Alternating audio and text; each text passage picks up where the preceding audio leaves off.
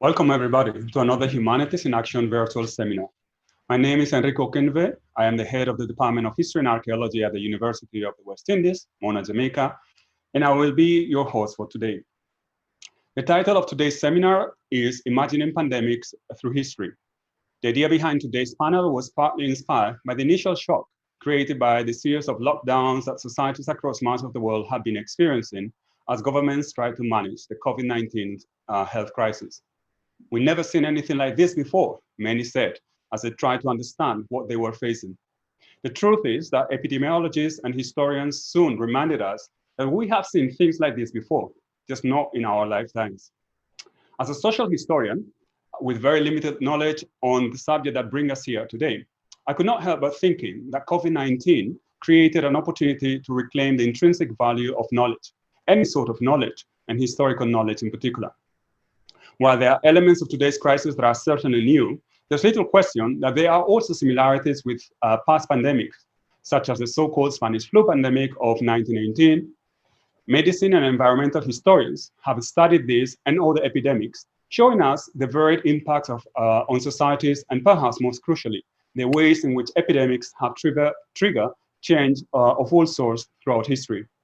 Yet historical epidemiology remains an understudied field, particularly here in the Caribbean region. As a historian, I will understand that the past does not answer all the uncertainties of the present, but when properly studied, it does serve as a reference to make the future less uncertain. In today's difficult times and rapidly changing socioeconomic environment, the capacity to understand the complexity and significance of change throughout time and the ability to establish connections between past and present events are undoubtedly an asset to navigate the challenges of tomorrow.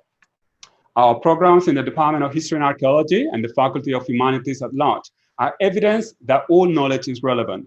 And as educators, we must continue serving the ever-changing needs of Jamaica and the Caribbean at large, so we can contribute to the construction of more robust societies that can tackle the difficulties that we will continue to face as effectively as possible while building a better future for all of us. Our Humanities in Action virtual seminar today has three presenters: James Webb, Iyanna Wellington, and Peter Figueroa. Our three presenters have different but equally valuable academic and professional experiences, and will share their thoughts on how to imagine future pandemics through history. In addition, we will be having Steffon Campbell delivering the customary wellness session. Please feel free to share your questions with us through the chat feature on the YouTube channel. I will share your questions with our presenters at the end of the session during the question and answer segment. I will now introduce our first presenter for today. Professor James Webb is Professor Emeritus of History at Colby College in Maine, United States. He's a specialist in the historical epidemiology of infectious diseases, whose research integrates evidence from the biological sciences and the historical sciences to develop new perspectives on global public health.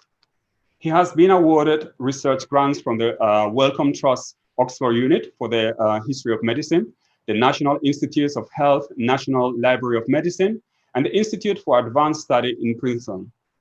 Professor Webb held the visiting Sanofi chair at the Centre Virchow Villarnay at the University of Paris in 2016.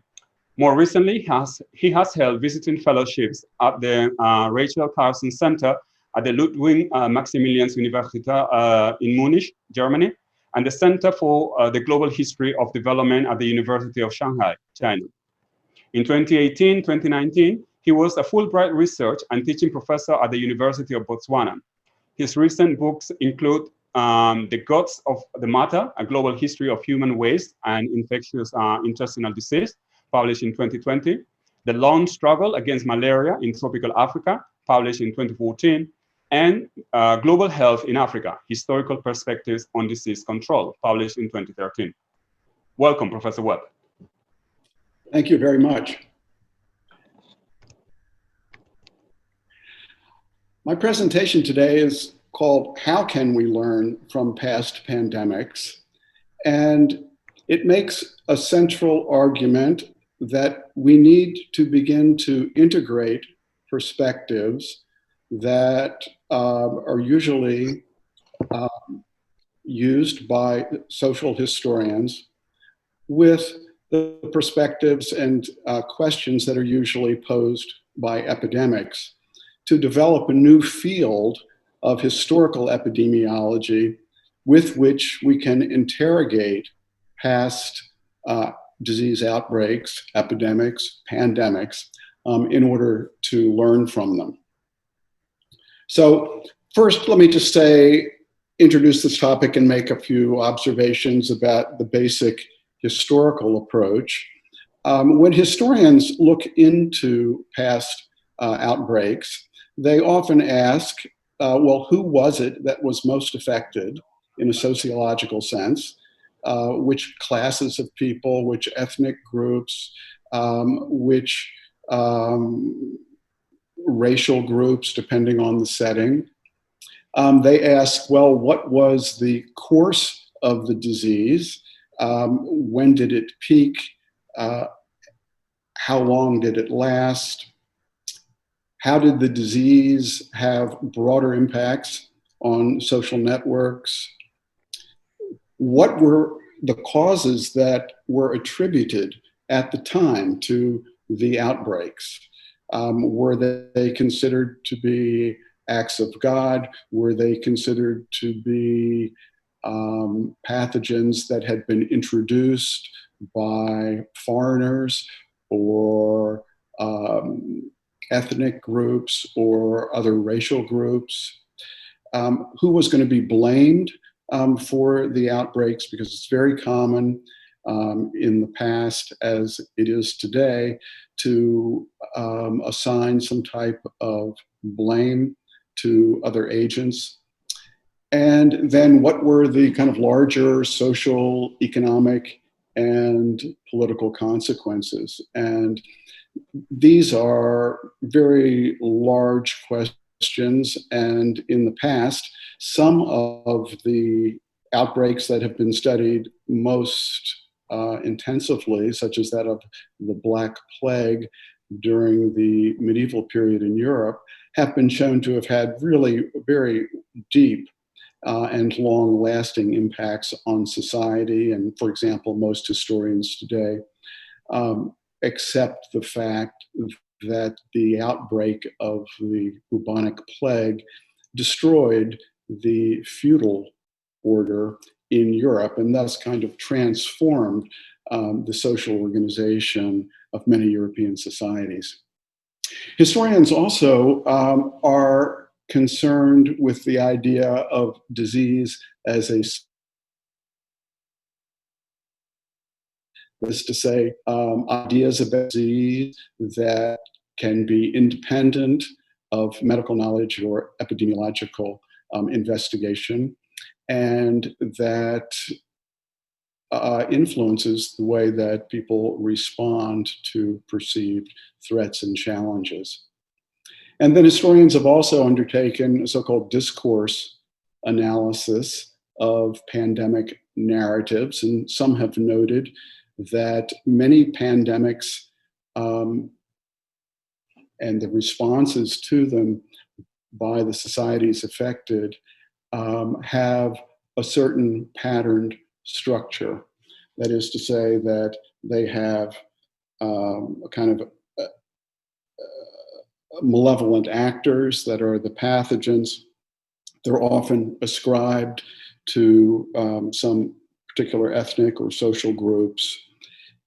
Frequently, the societies decide that they have to defend themselves against these threats and build walls in order to contain, either physically or metaphorically, in order to contain the threat, and then carry out various programs that are often described using war metaphors to destroy the pathogen and the threat to human health.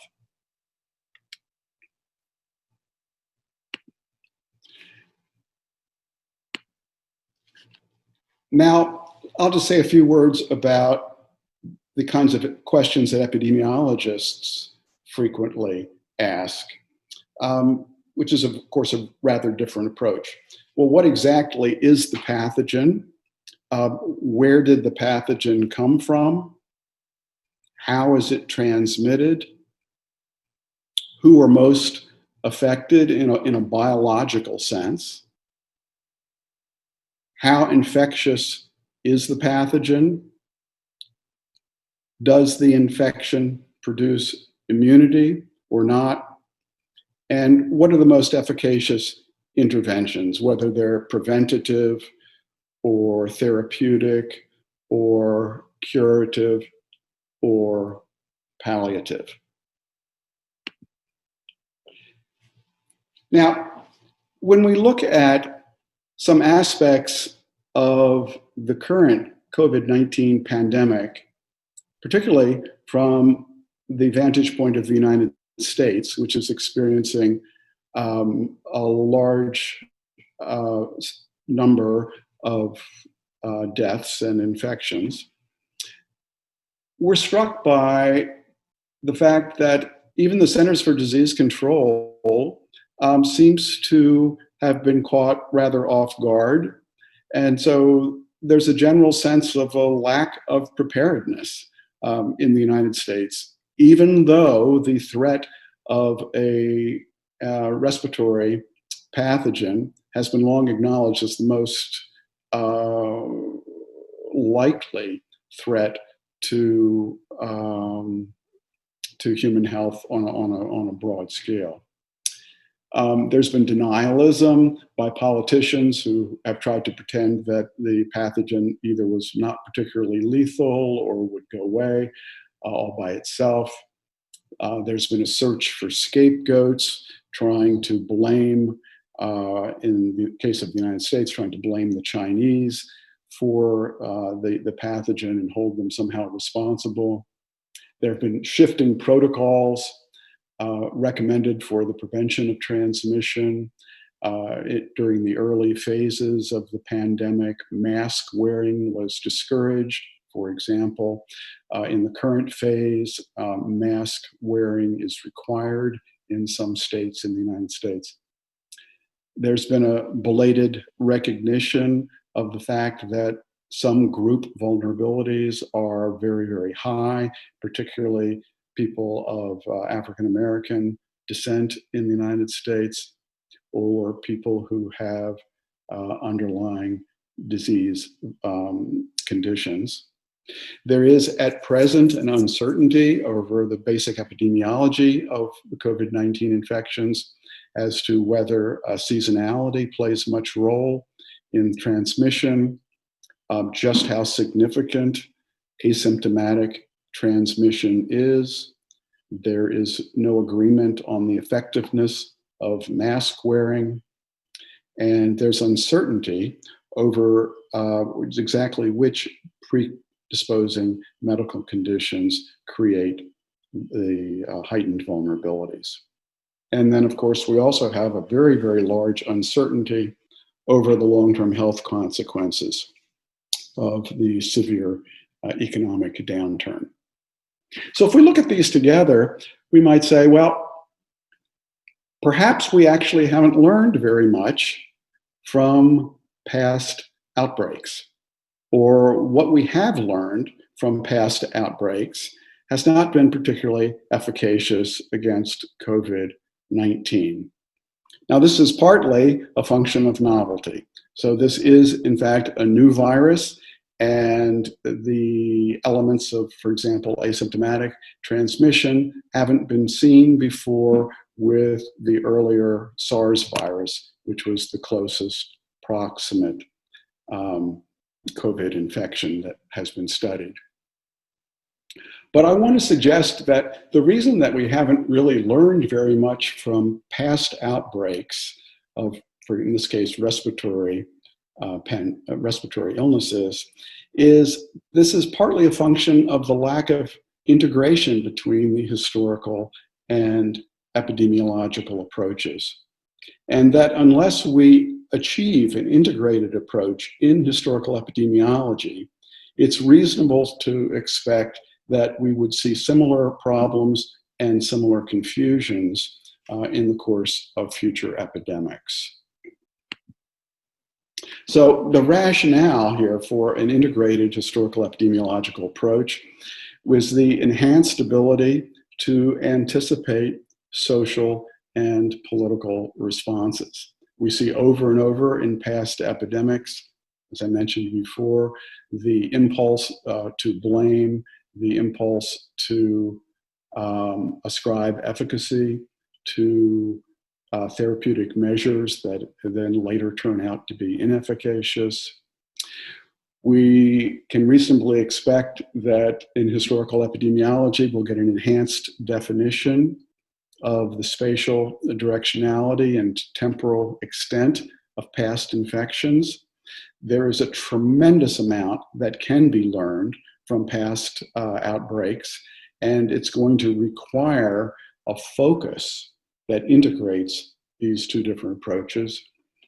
From historical epidemiology, we can also expect a fuller consideration of the social, cultural, political, and economic variables that typically are outside the purview of the basic epidemiological approach. And that this should allow us to investigate how past control efforts and health interventions have changed the nature and the dynamics of disease transmission.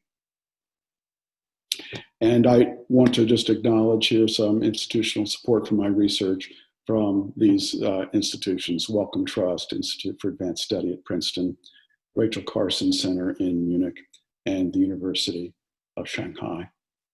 Thank you.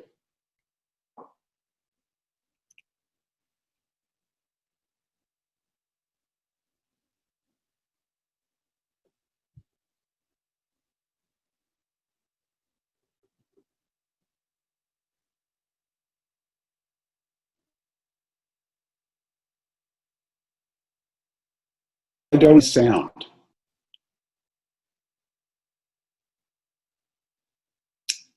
Yes. Yes, thank you. Thank you, Professor Webb. Yes, before we continue our discussion, it is now time for our regular wellness session to help us all keep sane as we process the disrupting effects or opportunities presented by the COVID-19 pandemic. Our presenter for today's wellness session is Steffon Campbell.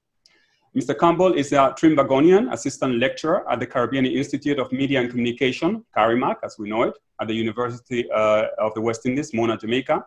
He is a published author, communication consultant, freelance journalist, and podcaster. Mr. Campbell holds a BA in Media and Communication, an MA in Communication Studies, and is currently pursuing a PhD in Social Policy. He has presented his work in France, Puerto Rico, Cuba, Colombia, and South Africa, and has been a regular contributor to the Western Mirror, in addition to having produced several radio programs, documentaries, and an ongoing podcast in Jamaica, Trinidad and Tobago, and St. Vincent and the Grenadines. Today, we are fortunate that he is going to share his wellness thoughts with us. Steffon, the floor is yours. Thank you, Dr. Okenve. As Professor Webb mentioned, the impacts of such a pandemic on humanity, essentially. The reality is it's also having an impact on how we view relationships and the strength of our relationships. During this time, I've heard stories of individuals finally getting to know each other because of the amount of time they have to spend with their significant other. Because the reality is, a lot of us used school and work as excuses. We consumed ourselves with these things. Our commute to and from these places took a lot of time out of the time we needed to spend with our loved ones. So now, we're quarantined, we're locked up with these individuals, and we are seeing a totally new side of these people, whether it's your significant other, your children, your parents. So the very first thing we need to acknowledge is that time is a significant factor in maintaining healthy relationships and also improving it, right? Understand that the time that we structured our lives around is totally different. This is new for a lot of us. And so there is going to be the requirement to maintain similar structure in certain ways in order to maintain your own sanity. And so the regular work week, some people are so used to that. So the time that you used to allocate during pre-COVID, some of us might need to maintain that structure. And I'm assuming part of that structure was quality time to spend with these loved ones. Because one of the things that's happening during COVID, I don't know about you, but I find myself doing a lot more work than I used to do before, because it's just so easy. You can sit in your pajamas and you can consume yourself with all things productive. And we tend to ignore the individuals that are sharing our space. So the second thing I want everyone to do is do something I call a relationship audit. Take a step back, and I know you have the time now. Take a step back. Look at the things that define your relationships, the things that you are happy with, the things that you are not so happy with. Some people might think this is far too serious an approach, but if your relationship isn't serious and you don't want to do it for your relationship, what else would you do it for? So write it down, make a score sheet. Do you believe that there needs to be a greater level of trust? Do you believe that there needs to be a greater level of communication, right? How do you want the person to show love? So do that relationship audit. And you have tests like Gary Chapman's love languages. We all love in different ways, and we all show love in different ways. Sit with your children, your parents, your significant other, and find out how we love. Some people love quality time, and so this is a field day for someone who loves quality time. Someone might love gifts, acts of service. Find out how we can love each other, and then we can act on these things. But the next thing is, we also need to know our boundaries. Not just our own boundaries, but the boundaries of our loved ones. I mean, I see a lot of people using this opportunity to sort of weed out the people who so quote unquote care about them, because they haven't heard from someone in such a long time, and they say, no, now I know who's my real friend, and this and who really cares about me. And you're taking that time, and all of that time you're taking, you are not the one sending the message. You are not the one checking up. So you're sitting back and you're waiting to see who really cares about me, not understanding that we are all going through this thing. We are all going through this thing, and there needs to be a certain level of understanding of that, and not put that sort of pressure on someone else. Even in the physical space, there needs to be physical boundaries, time that we spend with ourselves in order to maintain this relationship. I have some male friends who talk about, listen, they thought they loved sex before. They're not too sure right now, because, you know, they say too much of anything isn't good. So now we need to have these frank discussions about what is boundaries. Does it mean that every time we lie down in bed together now, that this is the thing we need to do? Can we read a book instead? Can we play a game instead? Can we play Monopoly? What are some of the things we can do, right? What is my quiet time? What is your quiet time? What is your work time? Those are some of the things that we need to consider when it comes to creating those boundaries. Plus, there are some relationships that are not in the physical space that we also need to maintain. I think it's a very unrealistic expectation to expect, in the case of intimate relationships, this one person to be the only person that is providing all of your needs. Assume you had friends before this. You have family members. What are you doing to maintain those relationships outside of the one that is in your immediate and physical space? Social media and social networks have allowed us a range of opportunities to maintain these relationships. There is this app called the House Party app, where everyone can video call and just share in that moment, play music, do whatever. And so you still need to maintain those relationships, because Professor Webb, I don't know if there's any semblance of life after COVID, but I'm hoping. And so there needs to be those maintenance of those relationships after, so that whenever, if ever we come out of this, those people are still there. And the final point, which is a point that a lot of us overlook, is self-care.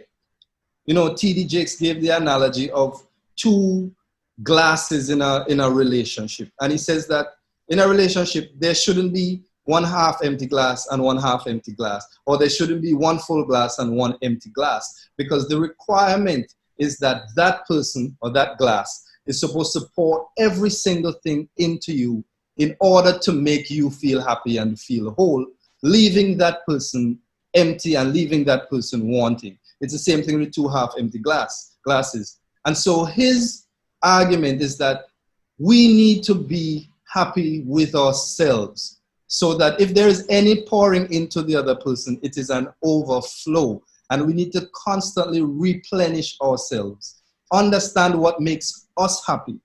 Do what makes you happy. There are some days that you might not want to do work. If you have the opportunity not to do work, I suggest you take that time for yourself.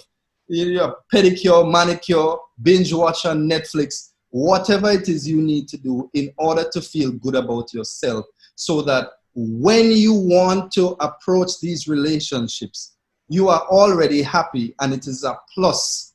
And so that is a very significant part of maintaining, and dare I say, improving healthy relationships. And these tips, these aren't just for relationships that are already healthy. These are for relationships that were not so good before and can be applied moving forward. And I guarantee you, it can make a significant difference in your life. And communicating these things might not be so easy, but finally, if you have to communicate how you feel, hurt, pain, whatever, always start with, I feel, instead of saying, you did this, because it forces the person usually to become defensive and not want to do anything. So, I felt like this when you did this. And that's the starting point. And hopefully, it can lead to some resolution and the improving of all of our relationships. Thank you. Thank you. Thank you very much, Mr. Campbell. I'll definitely take your advice once I find a little bit of time for that. So our second presenter for today is Dr. Iyanna Wellington. She is a medical doctor, a graduate of the University of the West Indies, where she obtained a Bachelor of Surgery medical degree and a Master of Science in Epidemiology. She's also a graduate of the International Masters for Health Leadership from McGill University in Montreal, Canada. Currently, she's enrolled in the MPhil in History at the Department of History and Archaeology of the University of the West Indies, Mona, Jamaica. And we have high expectations, no pressure. As she explained to me, her interest in epidemics goes back to high school when she read about the Black Death of the 14th century. She's been in love with the subject ever since. Dr. Wellington has been a public health doctor for the past 12 years and currently works as the medical epidemiologist responsible for communicable disease surveillance at the Ministry of Health in Jamaica. Welcome, Dr. Wellington. Hi, thank you. And thank you for having me. No pressure. So today I'm going to be talking a little bit about the long lens of history. Looking at epidemics through the long lens of history. I wanted to credit my thinking about epidemics in this way to, just a minute. My apologies. Right, so I wanted to credit my thinking about epidemics in this way to the author, Richard Preston. He wrote the book, The Hot Zone, and I'm gonna show you a picture of I'm just sharing my screen, right? So I'm showing you a picture of the Yersinia pestis bacterium. This is the bacterium that causes the plague, bubonic plague, that Professor Webb spoke about.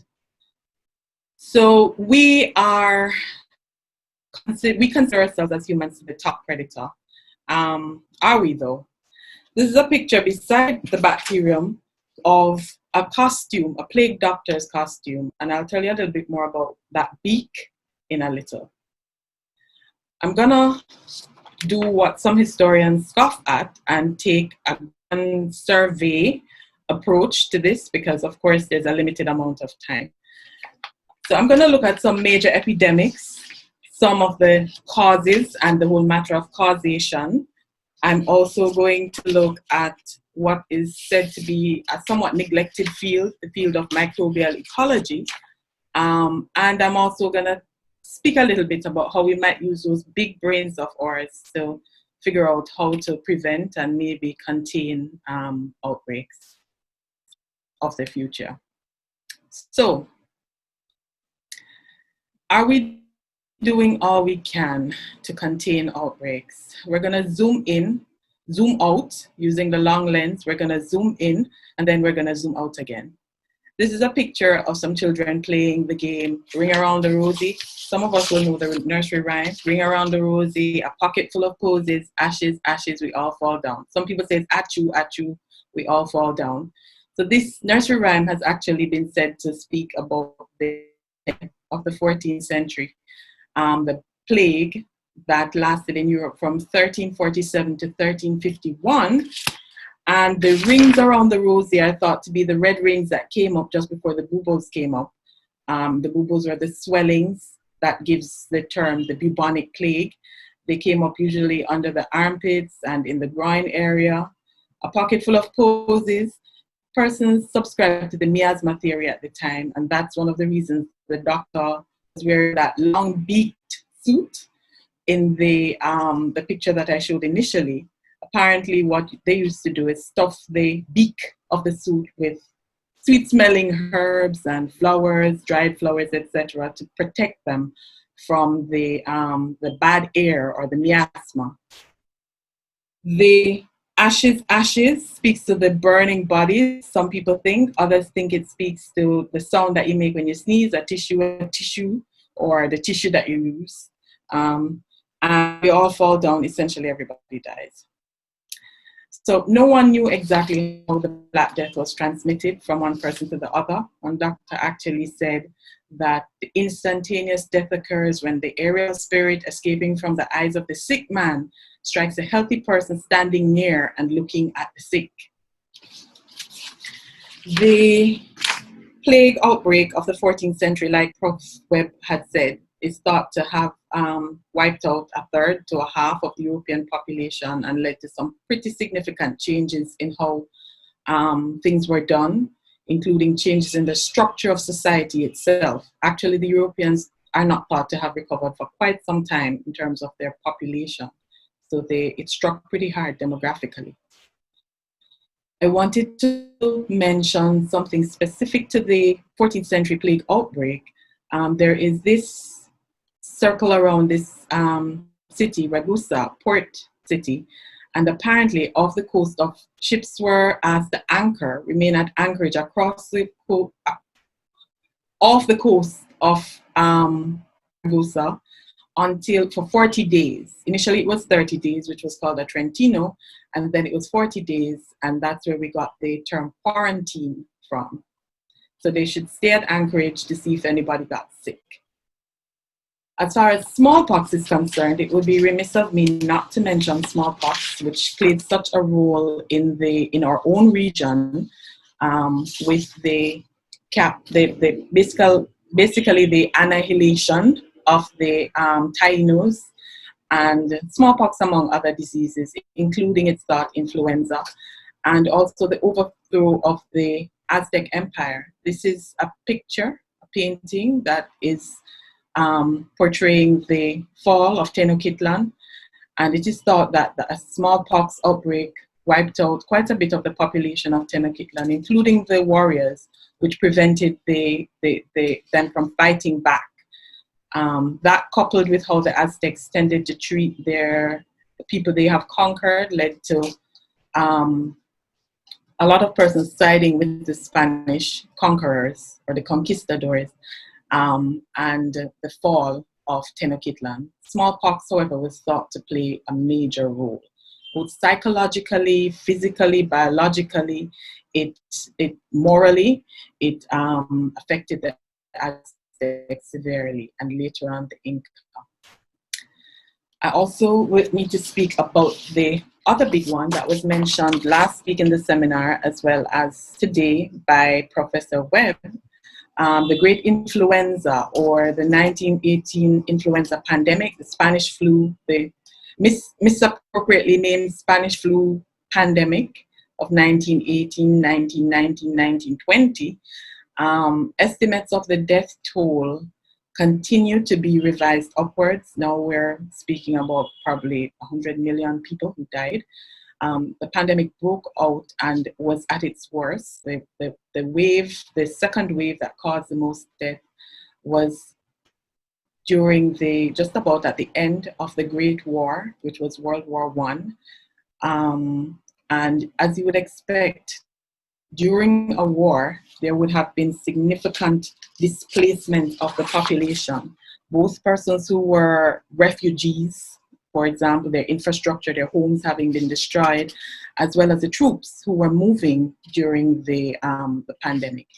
So the increased movement, the displacement, likely there was disruption of food supply, water supply, all of this would have weakened the population to some extent.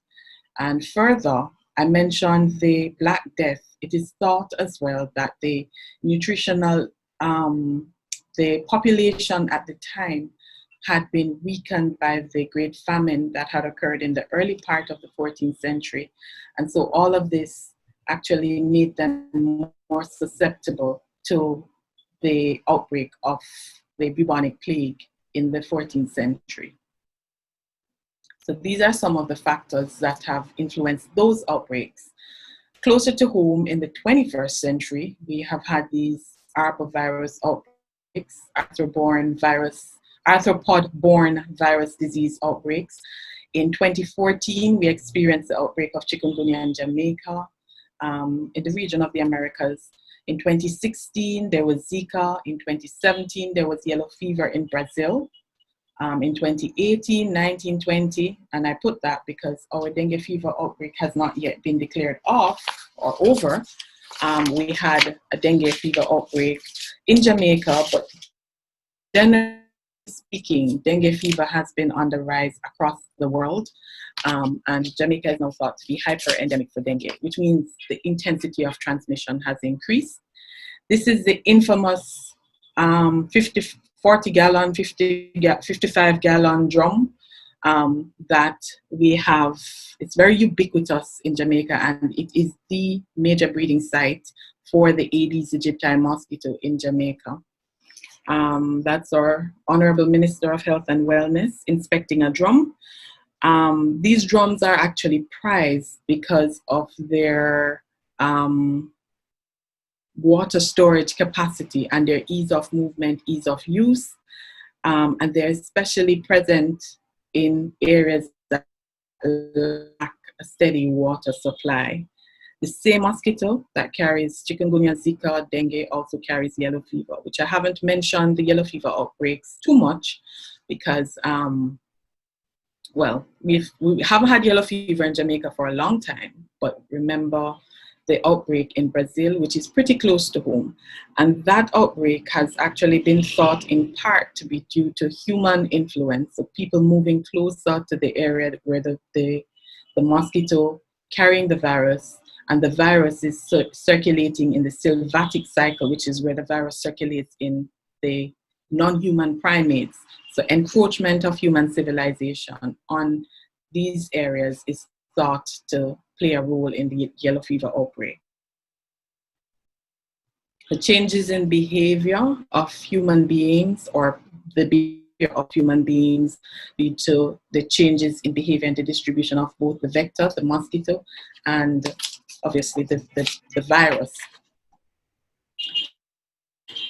So we are essentially legion, us humans. We have microbes all around us. We have them in us. We have them on us.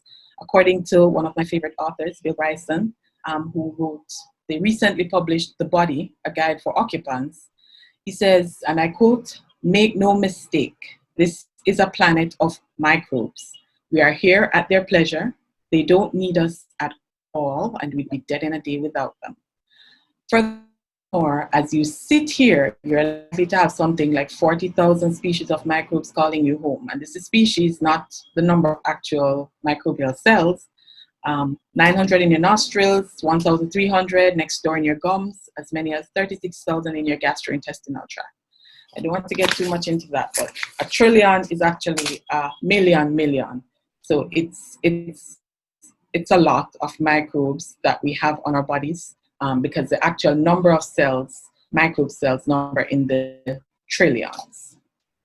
Of note, only as far as bacterial species, because microbes include bacteria, viruses, protozoa, other microorganisms. As far as the million bacterial species that we've identified on planet Earth so far are concerned, only 1,415 are known to cause disease in humans. So that's a small fraction, but they do give us a lot of trouble. As far as our being prey is concerned, so just to say what prey is, prey essentially are fed on by a predator. So prey are ideally fed on without being destroyed.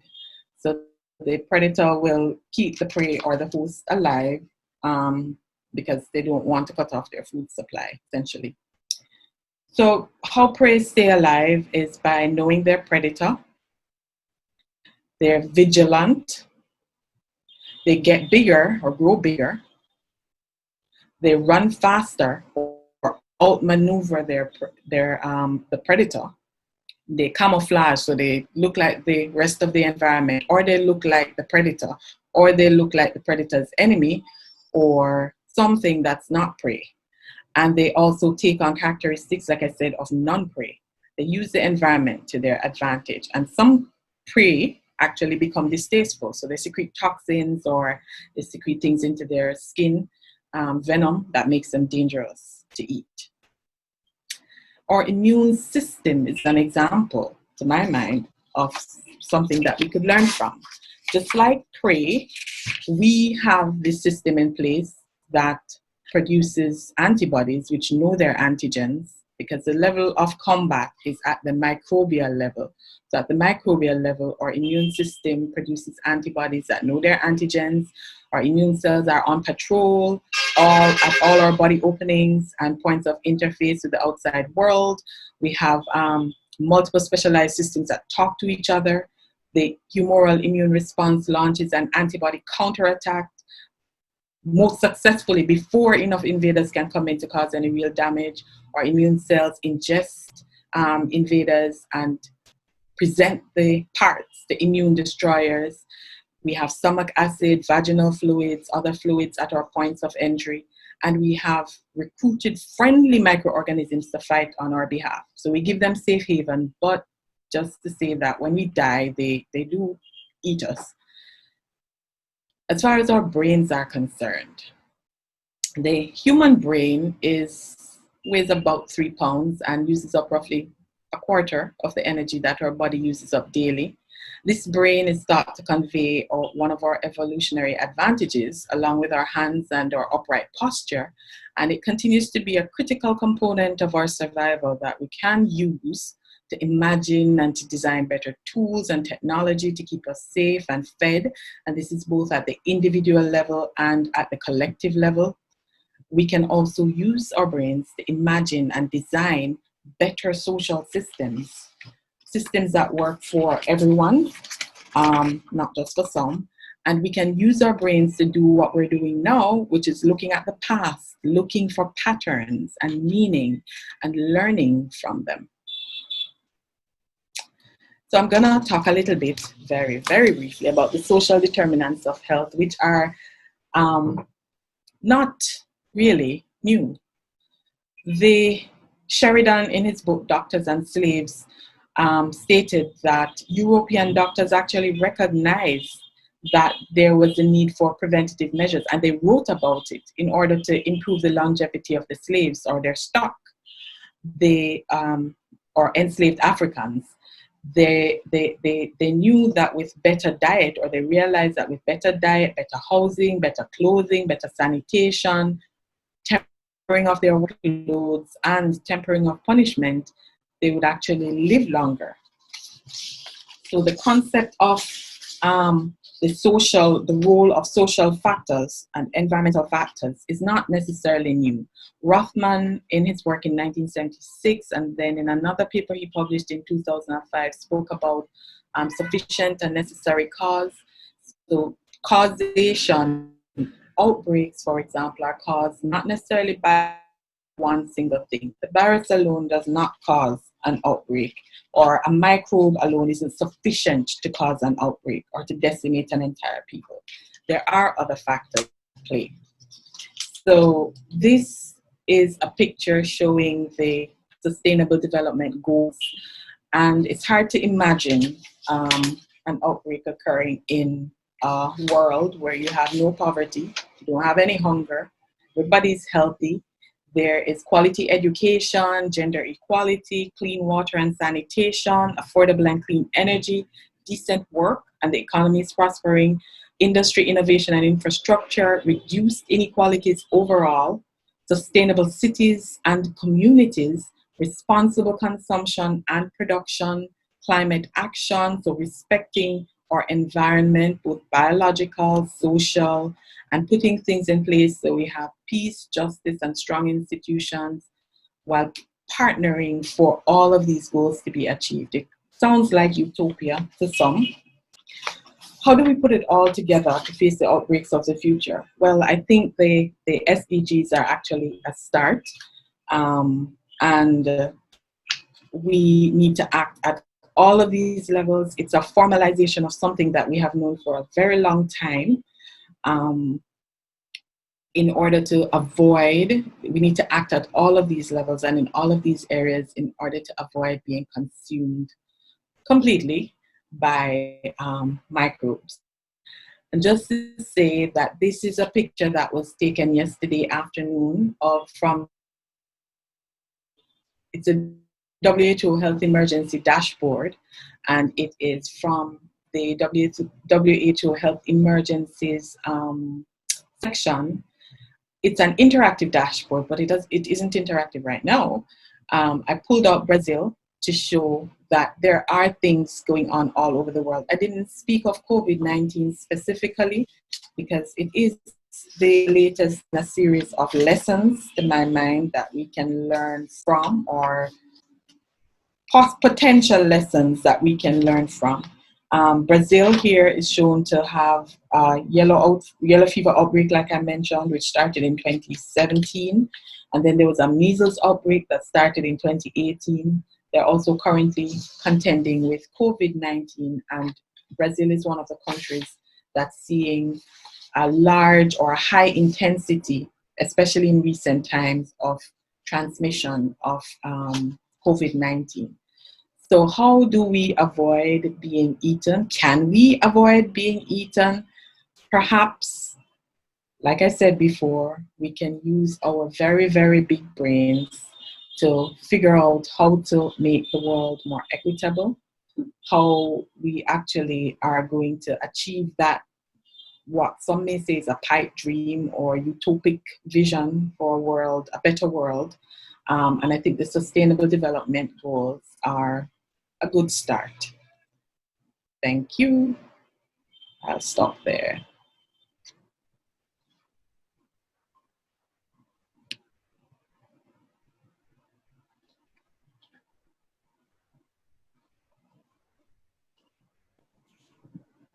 Yes. Thank you very much, Dr. Wellington. Our final presenter for today is Professor Peter Figueroa. He is Professor of Public Health, Epidemiology, and HIV/AIDS at the UWI Mona, Jamaica, where he has led the development of a Doctor of Public Health program. He was a national epidemiologist in Jamaica and led the National HIV/STI program from its outset in 1986 until 2008. He served as Chief Medical Officer from 1997 to 2002.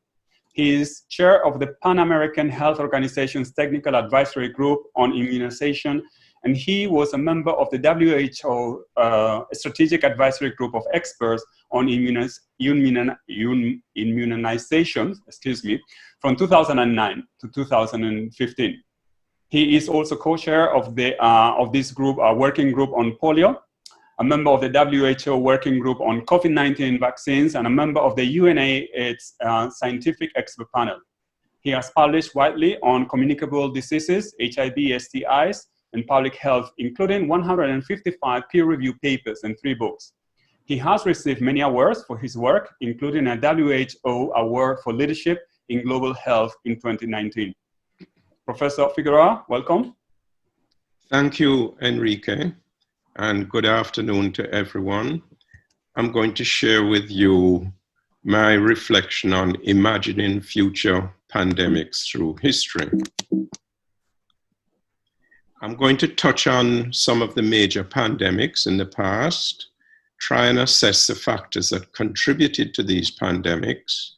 I'm going to touch on the major outbreaks in Jamaica and consider how our perceptions influence our concerns, and then reflect quickly on what the future may hold.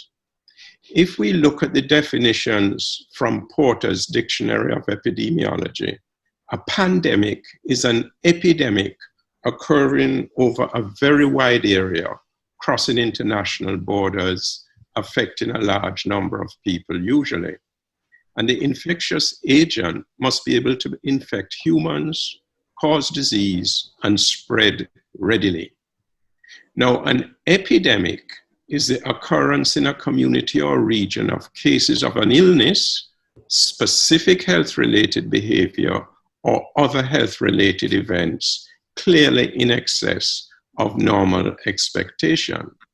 So you have different levels of disease occurrence. A disease may occur at irregular intervals and be considered sporadic, or it may be endemic, persistent at a low or moderate level. Or it could persist at a high level of occurrence and be hyperendemic. Or we could have an outbreak which is in excess of the expected level in a given period of time. And then there's the pandemic.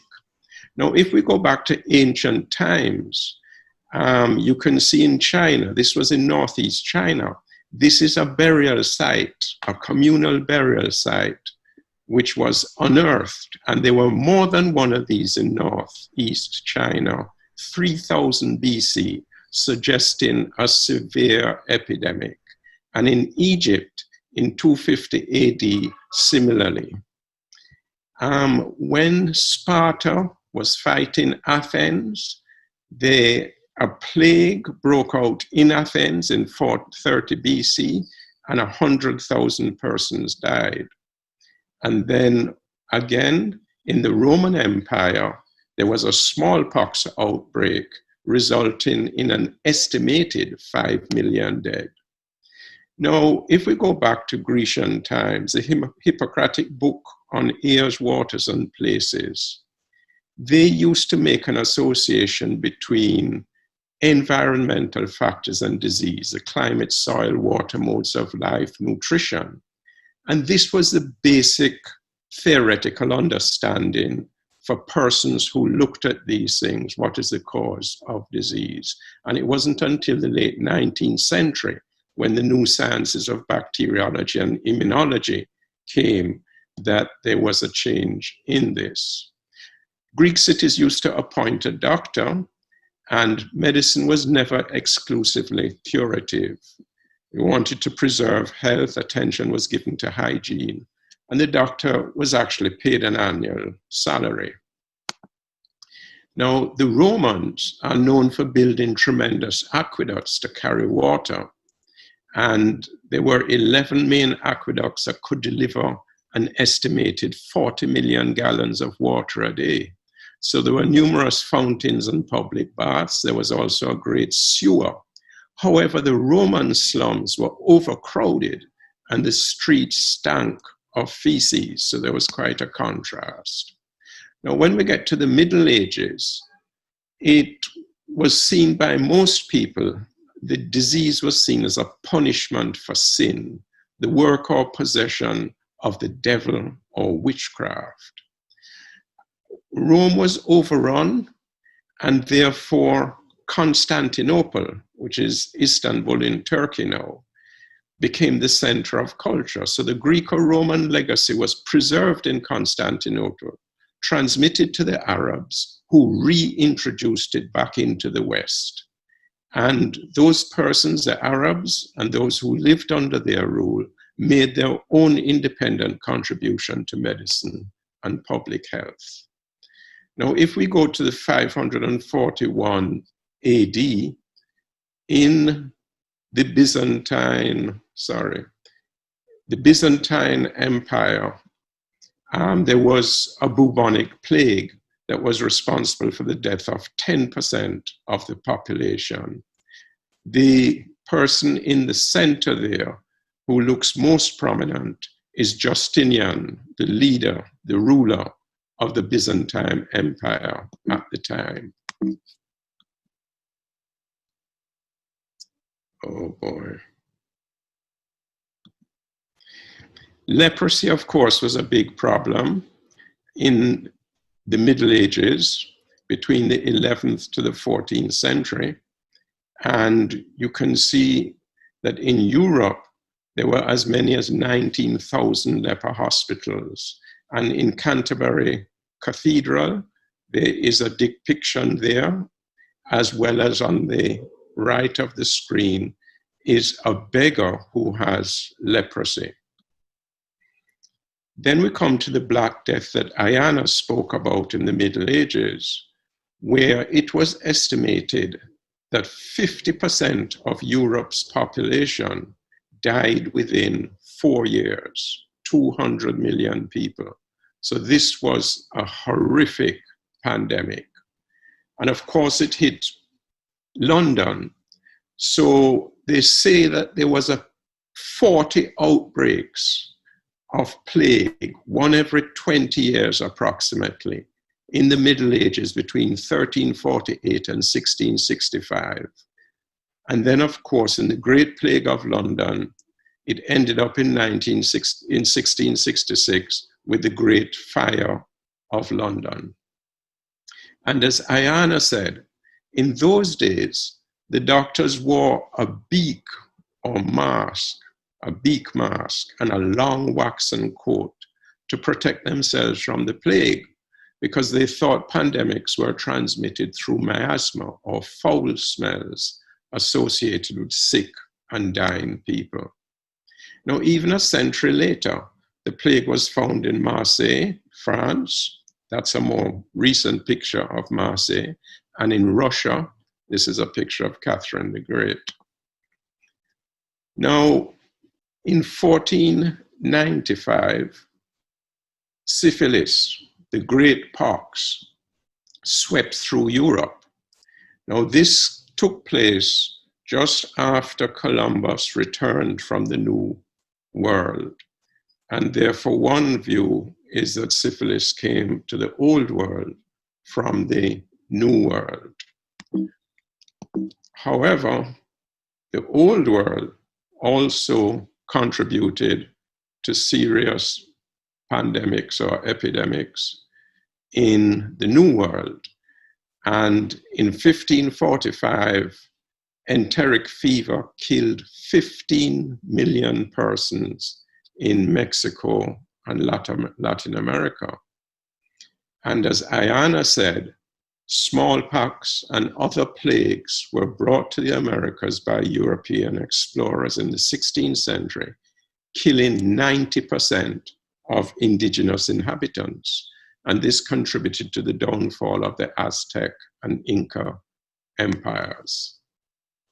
Now, yellow fever occurred periodically in epidemics, and soon after the US achieved independence from Great Britain, they had an outbreak in Philadelphia, which was then the capital of the United States, and 5,000 persons died.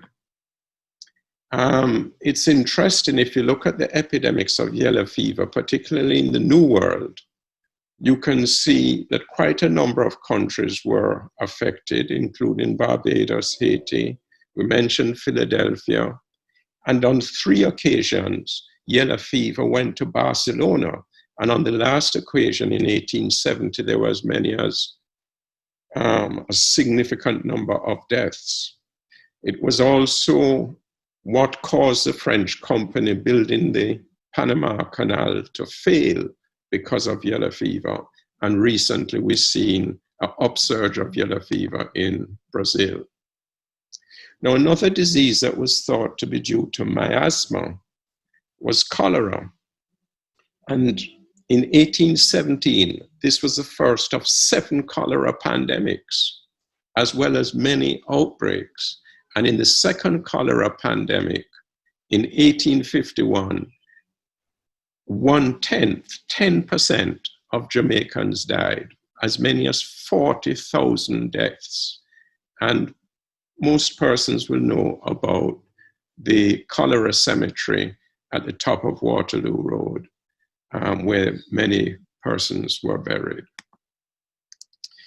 Coming into the 20th century, we saw polio epidemics emerging. And this is a picture of FDR, President Roosevelt. It's interesting because polio did not come to Jamaica until the 1950s. And it is thought that polio, which if you get it when you're very young, you're less likely to become infected. But as hygiene improves and you get it at an older age, then apparently outbreaks may develop. That's just one theory about it. Then we come to the question of influenza. And in 1890, there was a major pandemic in which it's estimated 1 million persons died. And then we know about the 1918 pandemic, an estimated 50 million deaths. The avian flu in 1957, an estimated 1 million died. And again in 2009, 2010, H1N1 swine flu, 300,000 persons dying, estimated. Now in the 1980s, we had the AIDS pandemic, which emerged. And since it emerged, we've had at least 35 million dead and 36 million living with HIV. But HIV has been transformed by antiretroviral treatment. So the question I would pose to all of you is, do we still view HIV and AIDS as a pandemic, or are we now more comfortable with it and complacent? Well, this was a pandemic which was also associated with a pandemic of stigma. And it is amazing that with each outbreak, epidemic, pandemic, not only do we have to contend with the disease, but we also have to contend with stigma and fighting the stigma, which complicates controlling the disease. In the more modern period, then we've faced severe acute respiratory syndrome, SARS, in which there were nearly 10,000 cases, 800 deaths. Persons were very worried about that, as they were very worried about whether the Ebola epidemic in Western Africa, or currently in the Democratic Republic of Congo, whether these things would spread to the rest of the world. And people are very anxious about diseases like these because the case fatality rate is high. And even when it was not in the Caribbean, doctors and others were worried that it was here.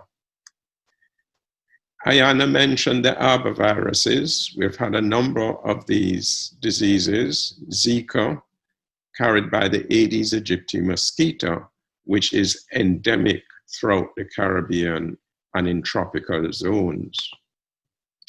And now we're contending, of course, with SARS coronavirus 2, which causes COVID-19, the disease. And we already have over 7 million cases reported, 410,000 deaths. Try and bear those numbers in mind, because I'm going to pose a couple points to you to compare these numbers with certain other diseases. So, in summary, why does a pandemic occur? These are some suggestions. You know, you have an infectious agent and a susceptible host in adequate numbers. Poor hygiene certainly contributes if there's lack of water or poor human waste disposal. Overcrowding, particularly with urbanization. Poor environmental conditions, lots of rats, vectors. You may get recent introduction of an agent that was not there before, or an increase in infectivity or virulence of the agent, just like how the influenza virus mutates. Or there may be an increase of host exposure. So for instance, with Ebola, it is thought that because human habitation has intruded into the bush on animal habitats, bats, wild animals, then the Ebola has jumped from bats and wild meat to the humans. There could be a change in susceptibility of the host. Of course, globalization and the vast increase in speedy travel, mass production, bringing together millions of poultry, cattle, or pigs. And there's still a lot that we do not know. Sometimes the reasons are not known.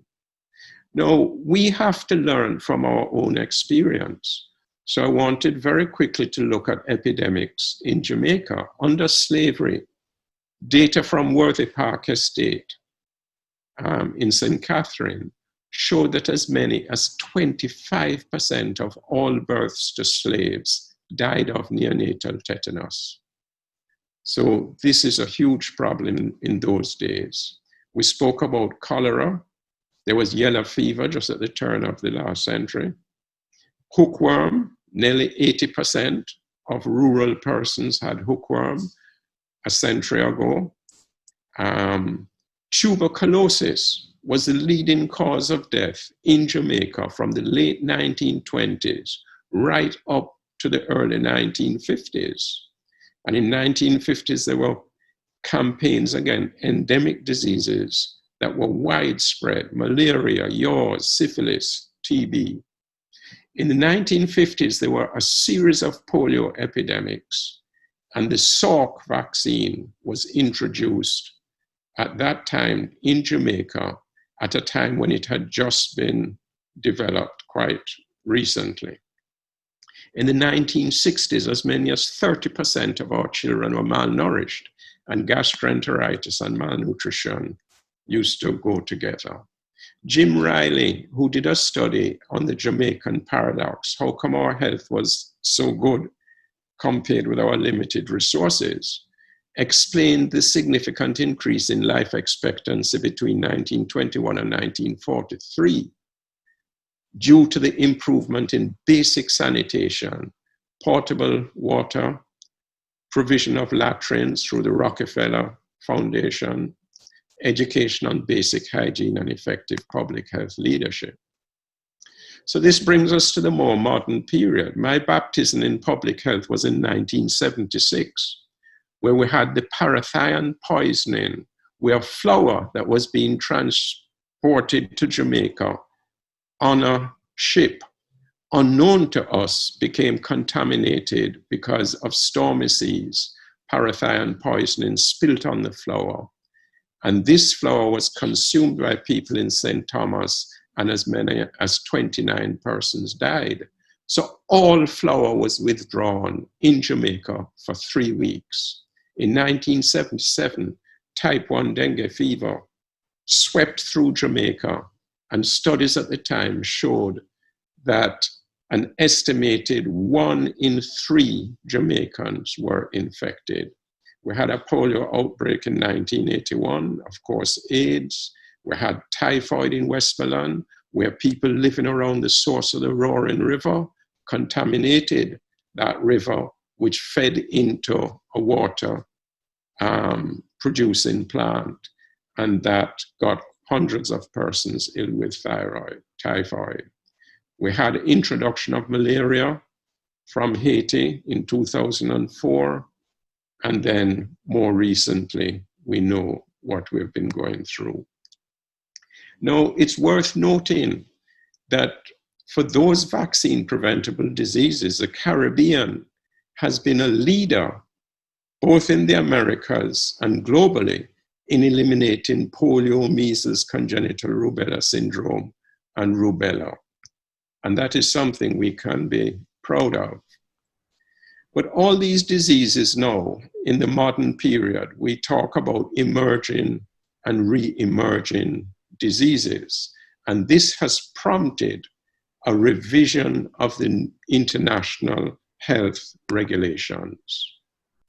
Now, the emerging infectious diseases, if you look at the host and environmental factors that may contribute to this, aside from the population growth and the ease of travel, dam building, the expansion of human populations into previously uninhabited areas, mass events, including religious events, like in Saudi Arabia at Mecca, spread of vectors, environmental degradation, global climate change, relocation of animals, war and social disruption, antibiotic use and abuse. All of these things are factors potentially contributing to the emergence, the emerging and re-emerging diseases.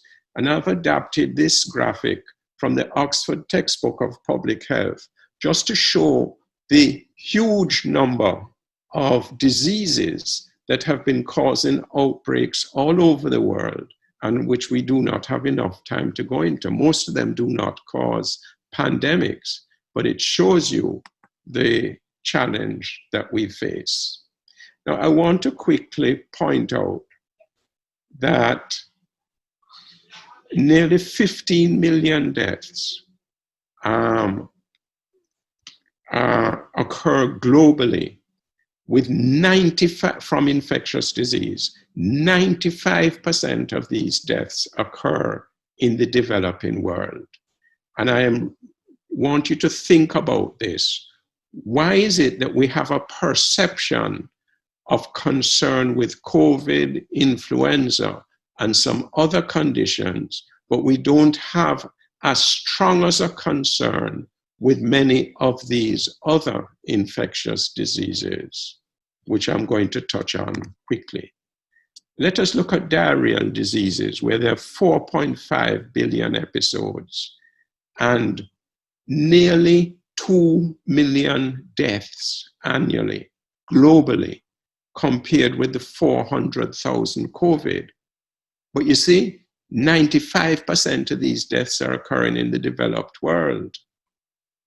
Malaria, 400,000 deaths a year, but it's in the tropical belt. Maybe there's not enough attention so that we are more concerned about dealing with these hyper-endemic situations.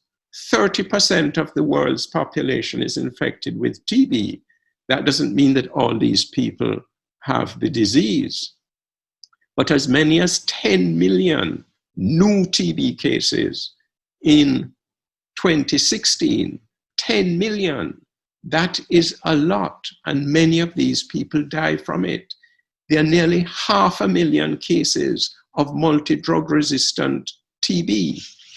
So this is a hyper-endemic problem, but we don't seem to be as anxious or concerned about it.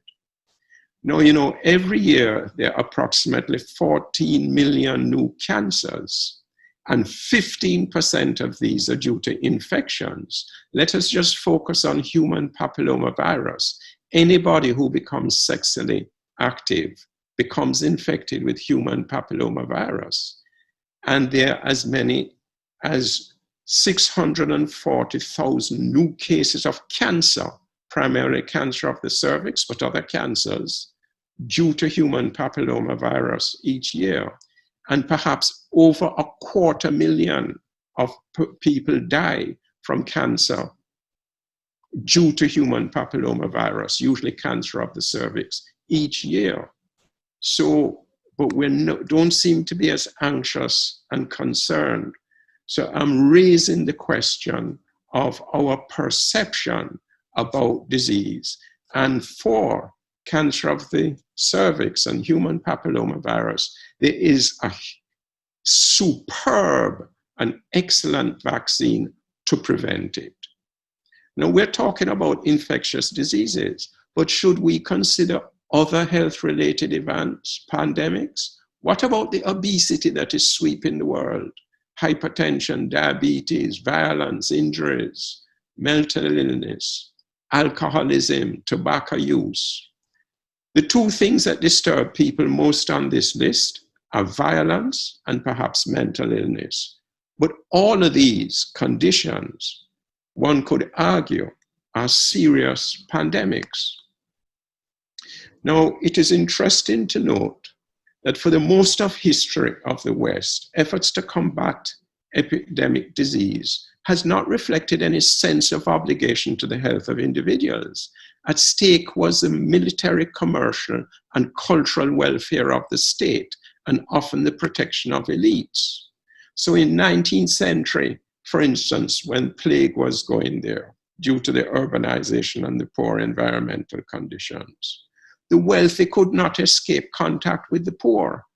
And there was a spread of contagious diseases in these cities that was not selectively. Increasingly, it dawned on the rich that they could not ignore the plight of the poor. We're seeing the same thing with COVID. As Professor Webb pointed out, minorities are being affected more than others because of the inequity under which people live and work. However, once the epidemic is over, although the insight is there, it dawns on the rich. In my view, the rich still soon just press ahead with making money and ignore the plight of the poor. Now, it's interesting that the 1851 International Conference in Paris, this was the precursor to the international health regulations when they wanted international quarantine regulations. But the primary aim motivating them was to protect Europe from 3 tropical diseases, plague, cholera, and yellow fever. Well, in 1902, we had the Pan American Sanitary Bureau, that's PAHO, being formed. 1920, the League of Nations. And then in 1946, we had the World Health Organization, which we should all support in their efforts, because we have to come together to combat epidemics, current and in the future. Now, imagining future pandemics, I will just share some quick thoughts. COVID is going to be with us for some time, and we could get yet another emergence of another coronavirus causing a pandemic. Bear in mind, we've not been able to get a vaccine for the common cold, so hopefully we will get one for COVID-19. HIV, TB, and malaria continue to be hyperendemic, and they are spread across the continent. Vector-borne diseases in the tropical belt with climate change, the warming of the climate, maybe these vectors will spread more widely. Multi-drug resistant organisms could give rise to potentially a pandemic. Enteric viruses, polio, cholera, typhoid, we could potentially see another one, perhaps food poisoning, bioterrorism. Viral-induced cancer, I spoke about that. There is a hypothesis now that a virus may be aggravating or contributing to the development of Alzheimer, possibly a herpes virus. So who knows? This could become a problem. And we have to recognize that we could have a pandemic in the near future or the distant future that we just simply do not expect it. It's unknown, it's unrecognized, and it could even be something after it comes, it's just obvious, but we missed it. It could even be another sexually transmitted infection, because we had syphilis in Europe in 1495. We've had HIV in the 1980s until the present. We could readily have another one in the future. Thank you. Thank you. Thank you very much, Professor Figueroa. Well, thank you to our three presenters and for these fantastic presentations. We have a little time now for a question and answer segment. I was looking at our chat room. I haven't seen any questions there. Please remember that if you have any thoughts, any questions, like you can share them with us through the chat feature on the YouTube channel. In the meantime, perhaps what I can do, I had a couple of questions, or maybe one for each presenter, and maybe the three of you can engage, or even the four of you, you can engage in a little bit of a discussion. Maybe you can ask each other.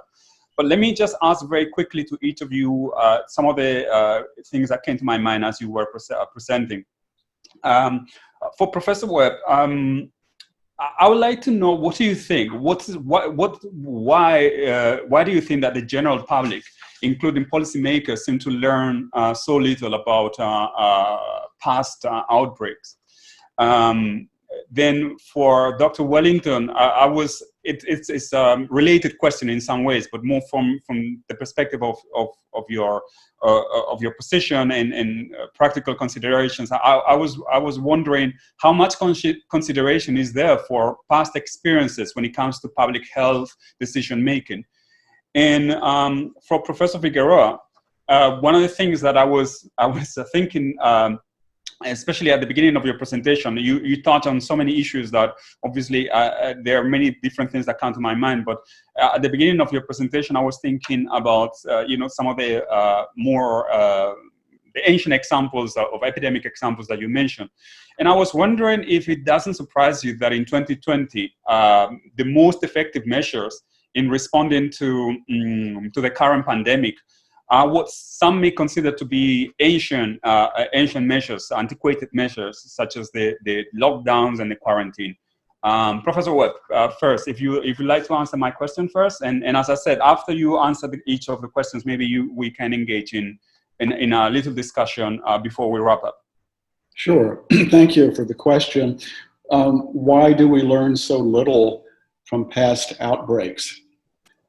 I think we learn so little because there is no group of people and no specialty that's charged with the responsibility to understand and interrogate past disease outbreaks.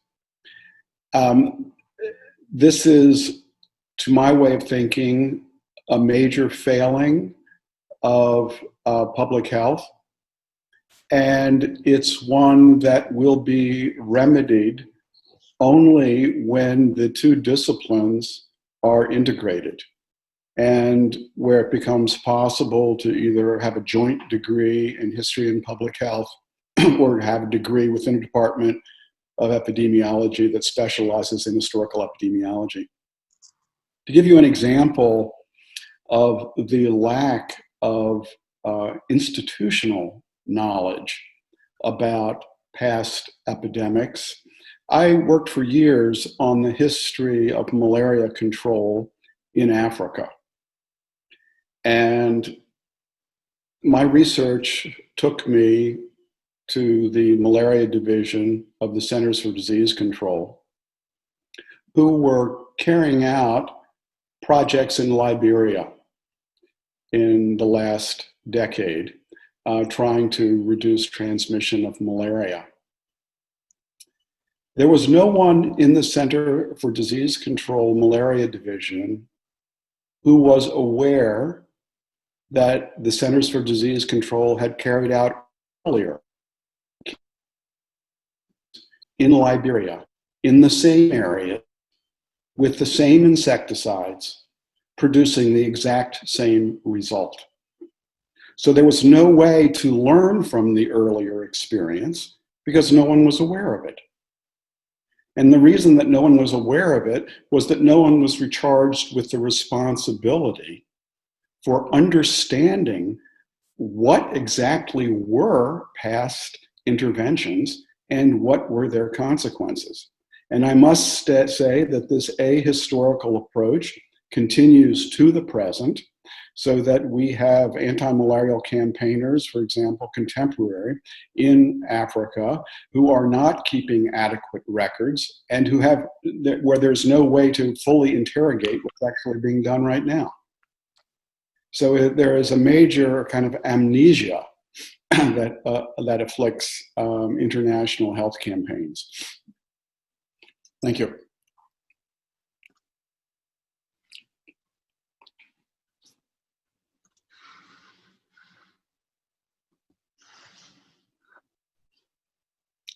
Can't hear you. So, yeah, sorry. To that point, Iyanna, how much room do you think there is at the public health decision-making level for considering these past experiences and so on, and how much effort is dedicated to trying to understand that? Right. So there is some effort that is put into using what we know of past outbreaks. And there is also the institutional knowledge resident in persons who either work within the Ministry of Health in government, or to whom persons who are in leadership positions would have access. So there is some, it's not starting fresh every time we have an outbreak. There is that knowledge there. As far as going way, way back, for example, with our recent dengue outbreak, going way back to when dengue first came and what the interventions were like, etc. There was some discussion about what worked in the past and what would probably work now. However, like Prof. Webb says, there isn't necessarily a systematic approach to combining the skills from both disciplines. So the disciplines of epidemiology, for example, and history, which is a discipline in its own right, to examine the past systematically. But there is, I must say, we do not start from scratch every time. Okay, thank you, Iyanna. Prof. Figueroa, my question about the kind of measures that we seem to be implementing, which in many ways the most effective measures seem to be measures that we have been implementing for many centuries. Yes, I take your point entirely. These non-pharmaceutical measures, they have been proven both currently and in the past to be very important. The physical distance in the face mask, the hand washing, the contact tracing, the isolation, the quarantining, all these measures. What I think will be different now is because of modern science. Once the virus was isolated in China, within a week or 10 days, they decoded the genetic code and they shared it internationally. A German company was able to develop an excellent diagnostic test within a couple of weeks based on their previous research with SARS, MERS, and getting that genetic code. And there are now hundreds of trials looking at the possible ways to treat and to develop a vaccine.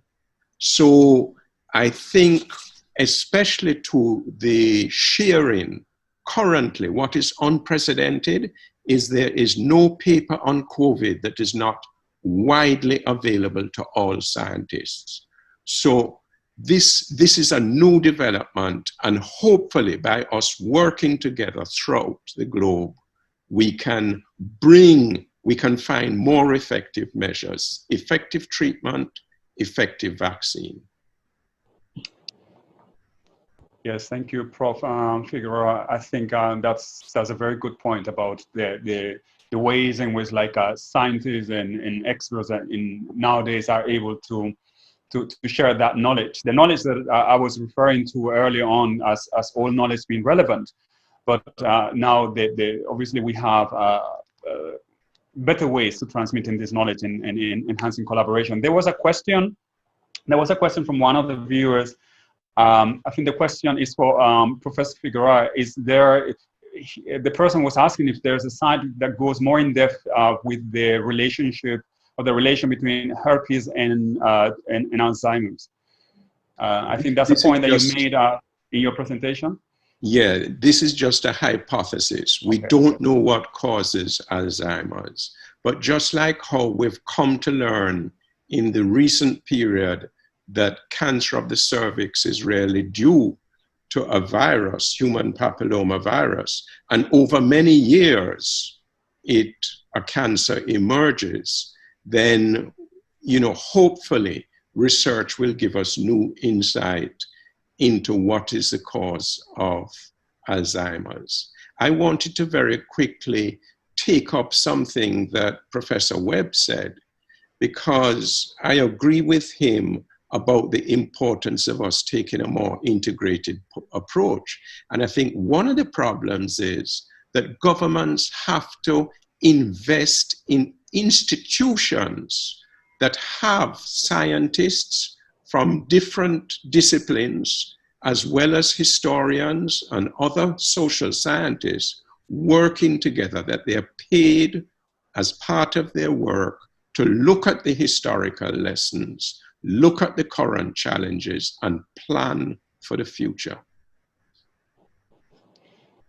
Yes, thank you. There's another question, maybe, I'm not sure, probably, yeah, Dr. Wellington or even Professor Figueroa. One of the viewers was asking, why are viruses so problematic and difficult to treat? Iyanna? Unmute your microphone. I'm not sure I have an answer for that. I mean, I'd love if Prof could come in at some point, but the viruses are quasi-alive. They're not necessarily, unlike bacteria, for example, that have multiple structures. Even though they're so small, a lot of bacteria are much smaller than a human cell. Viruses are reproduction machines. So essentially what you have is an outer membrane with reproductive material, DNA or RNA inside of it. And based on our understanding of viruses, their sole purpose is to find a host and make more copies of themselves. And then they spread out looking for additional hosts. So the viruses also, because of how simple they are, and because they're basically completely DNA or RNA, they can mutate very quickly and develop resistance to anything that you might throw at them, and ways of evading the immune response or evading the response of their host. So that's a part of the answer, but I don't claim to have all the answers. I'm not sure that science right now fully understands viruses. Like I said, there is they're not really and truly alive. No. Since it's work in progress, right? Yes. All right, so I think we have time for one last question from the viewers. I think that one is for Professor Figueroa. The question reads something like, do you think the government has fully seized of the impact of the impact on the health of our population, of all the diseases you presented, and how they plan to tackle it. Sorry. It's a constant struggle for the public health people to convince governments to pay attention to all these different diseases, you know, and to put the resources there. I think that Professor Webb could share the experience of the US. They have what is perhaps the premier institution for public health, the Centers for Disease Control, and that center, their funding, they have been defunded, if we could use that term, on several occasions in the modern period. And it has made it more difficult for them to do what they would normally do extremely well.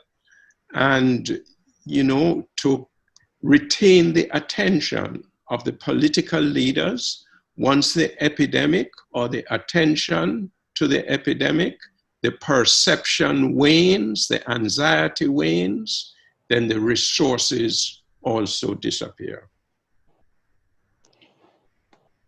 Yes, I think it's clear. And if I can share something, I remember listening to a Spanish epidemiologist saying that being in 2008, 2009, in the middle of the H1N1 threat, so they were talking to policymakers and clearly trying to convince them that they need to prepare for the imminent threat that was coming. And in the end, it did not come. It did not come, at least to certain parts of the world. So obviously, I think that also put them at a disadvantage, and it might explain in some ways why there's low reaction by the Spanish government authorities or health authorities and so on. And I'm not sure, Professor Webb, if something similar can be said about the response in the United States. I think that the experience of lower rates of infection, lower mortality in the earlier influenza epidemic definitely played a role. I think that, as Dr. Figueroa said, the political will and financial resources ebb after an infection or an outbreak subsides. And I think that, as he also mentioned, that the answer has to be in some type of institutional reform where there's an acknowledgement that there is a cycle to this, and thus what we need to do is put in place a capacity to study past outbreaks, and whether that's institutionalized in a specialized institute or in every school of public health. It would seem to me that that's a type of commitment that we all ought to be organizing to support, because I think that it will have a significant impact on the course of future outbreaks.